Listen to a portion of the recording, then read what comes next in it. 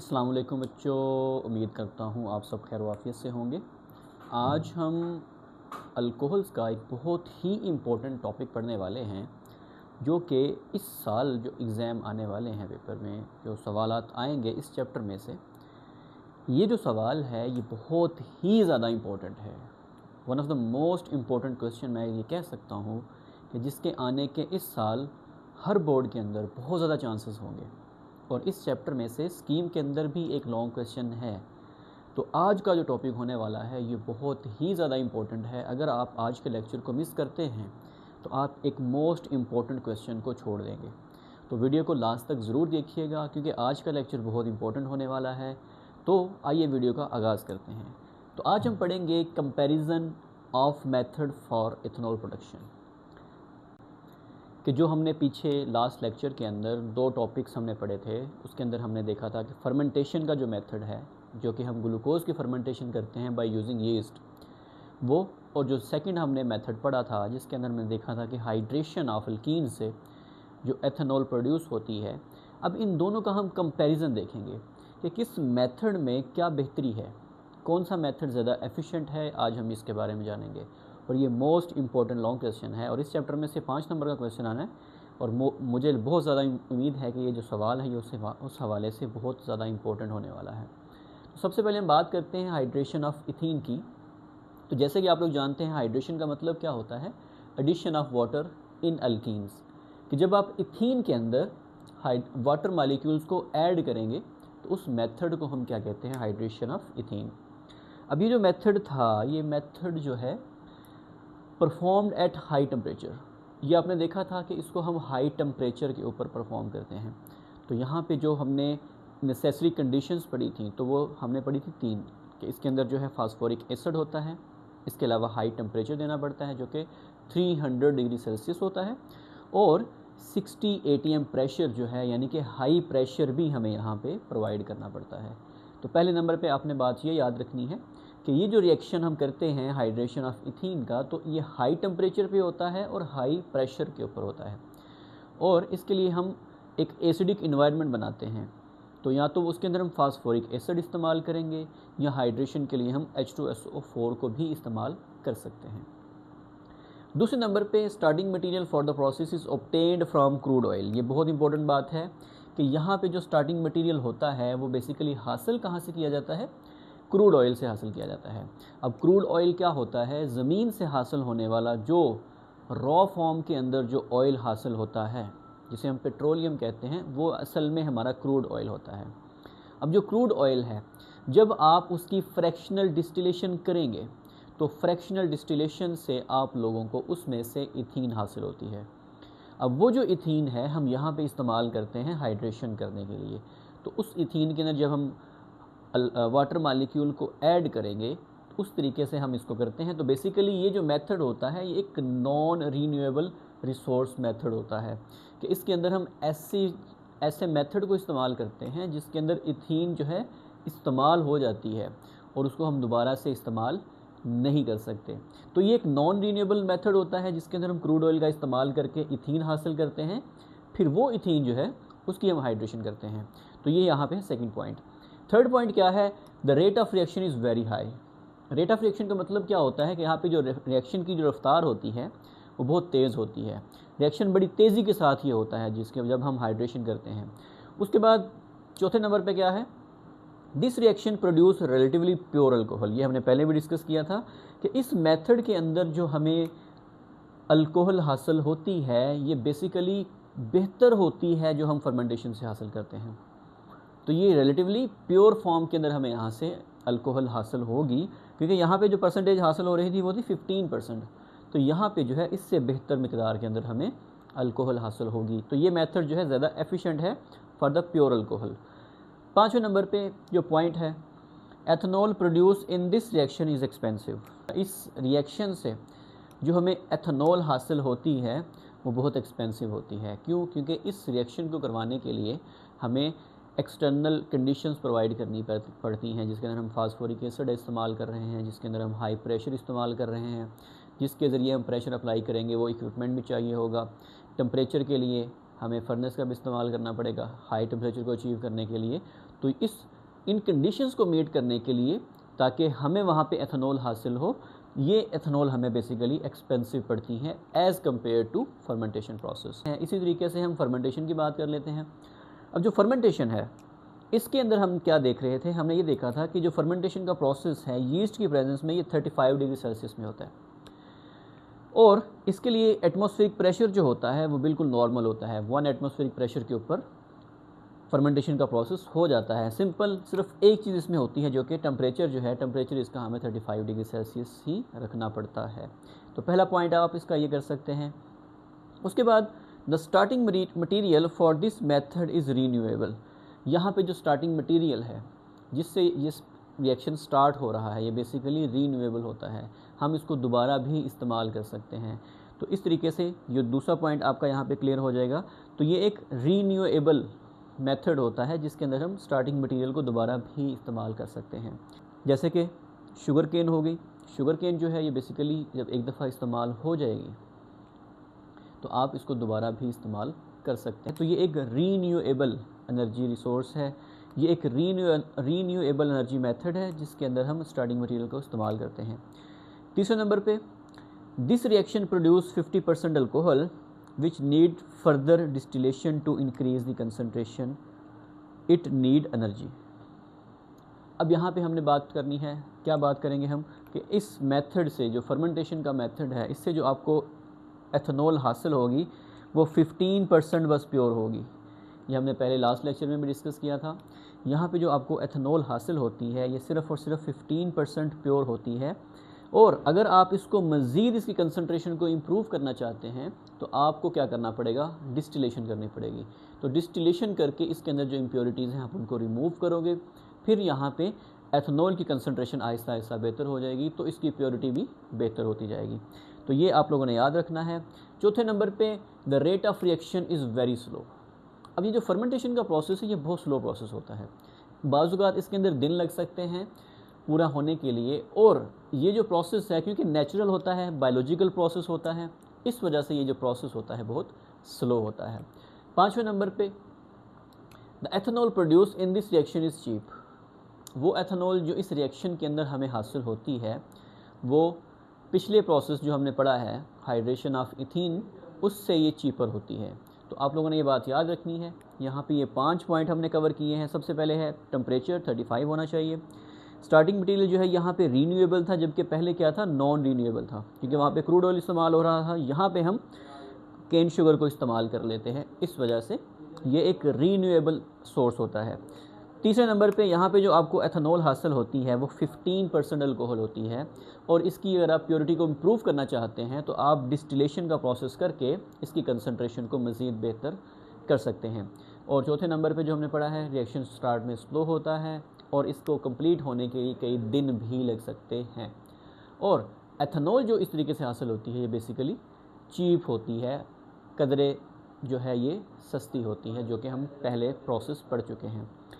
तो ये जो क्वेश्चन है, ये 5 पॉइंट, दोनों के 5-5 पॉइंट ये आप लोगों ने याद करने हैं। ये सवाल बहुत ही इम्पोर्टेंट है। नेक्स्ट जो हमारा टॉपिक है वो है कंबस्शन ऑफ अल्कोहल। कंबस्शन का मतलब क्या होता है? कंबस्शन कहते हैं किसी भी चीज़ को जलाना। जो जलाना है इसे हम कहते हैं कंबस्शन। तो अल्कोहल्स को जलाया भी जा सकता है।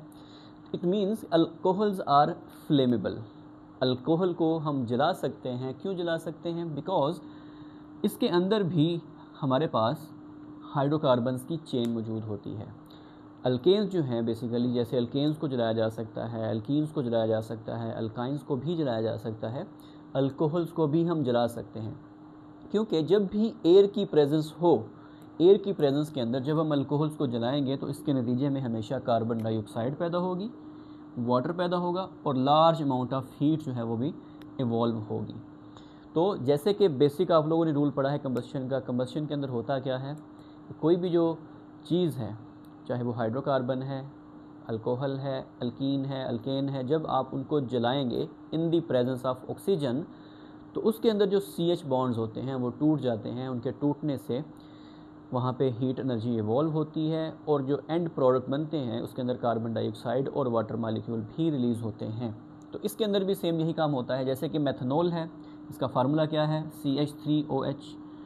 एथनॉल है CH3 CH2OH, प्रोपेनॉल है CH3 CH2 CH2OH, they are all burned completely in air because they have hydrocarbon chain।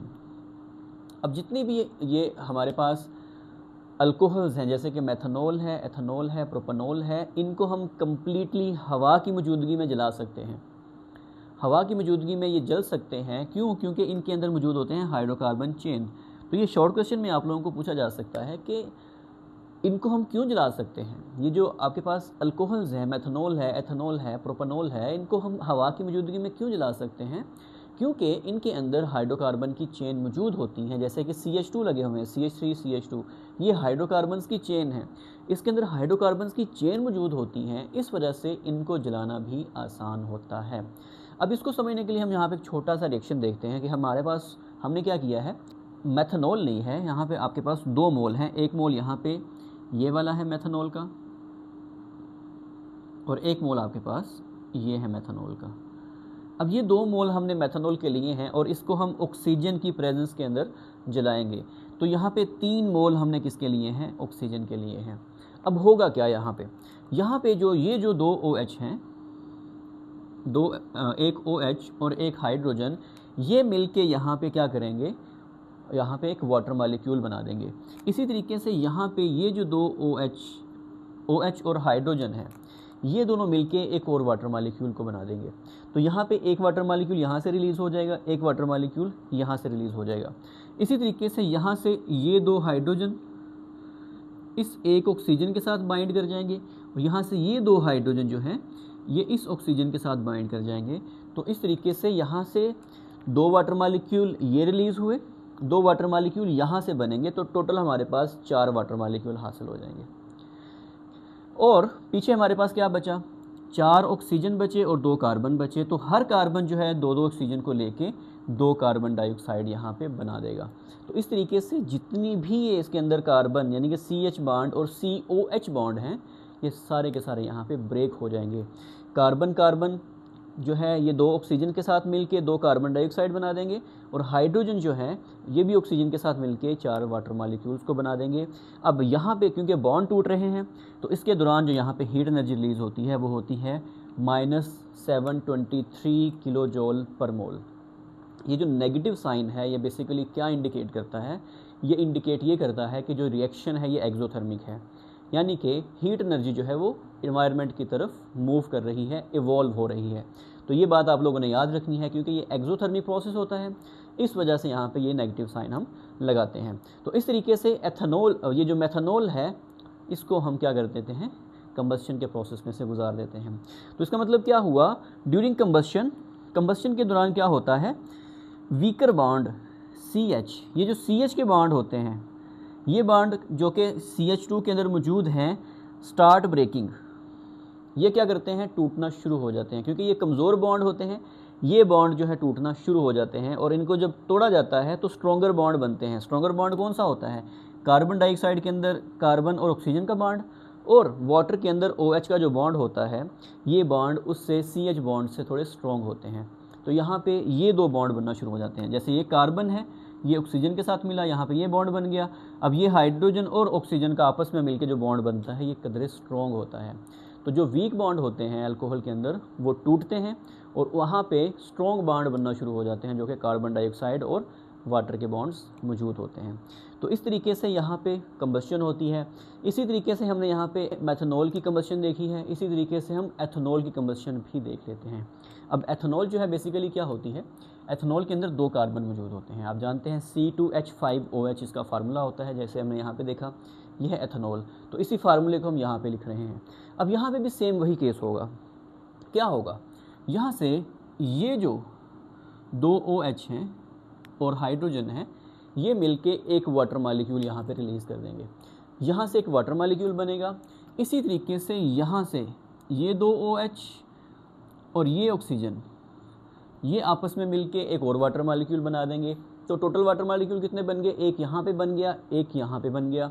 और इसी तरीके से यहाँ पे ये जो 2 हाइड्रोजन हैं, ये 2 हाइड्रोजन भी इस ऑक्सीजन के साथ मिलके जो है, इस ऑक्सीजन के साथ मिलके एक और वाटर मॉलिक्यूल को बना देंगे। तो यहाँ पे बेसिकली कितने वाटर मॉलिक्यूल बन रहे हैं?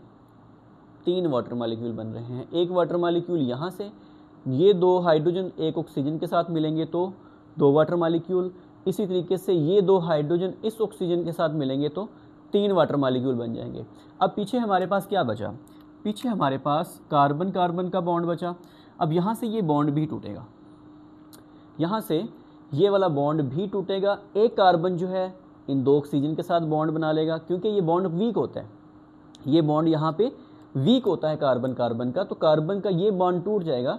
तो एक कार्बन जो है वो दोनों ऑक्सीजन के साथ मिलके एक कार्बन डाइऑक्साइड बना देगा, और जो दूसरा कार्बन है ये भी दोनों ऑक्सीजन के साथ मिलके दूसरा कार्बन डाइऑक्साइड बना देगा। तो यहाँ पे बेसिकली 2 कार्बन डाइऑक्साइड बनेंगे और 3 वाटर मॉलिक्यूल यहाँ पे रिलीज़ होंगे। अब यहाँ पे जो है बॉन्ड थोड़े ज़्यादा टूटे हैं, यहाँ पे बॉन्ड क्योंकि ज़्यादा टूटे हैं क्योंकि यहाँ पे एक CH2 बढ़ गया है, CH2 एक बढ़ गया है। बॉन्ड ज़्यादा टूटने की वजह से यहाँ पे जो हीट एनर्जी है वो पहले से ज़्यादा रिलीज़ होगी, और वो कितनी होगी? -1367 किलो जॉल पर मोल।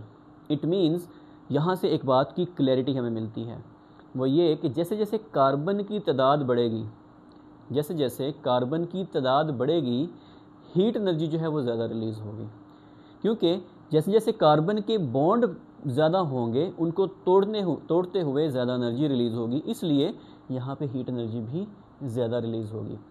तो यहाँ पे हम बात याद रखेंगे, as the number of CH2 group increases, जैसे जैसे CH2 का ग्रुप जो है इंक्रीज़ करेगा हर एक कंपाउंड के अंदर in a homologous series, the amount of heat evolved increase, तो वहाँ पे जो हीट एनर्जी रिलीज़ होगी वो भी ज़्यादा हो जाएगी।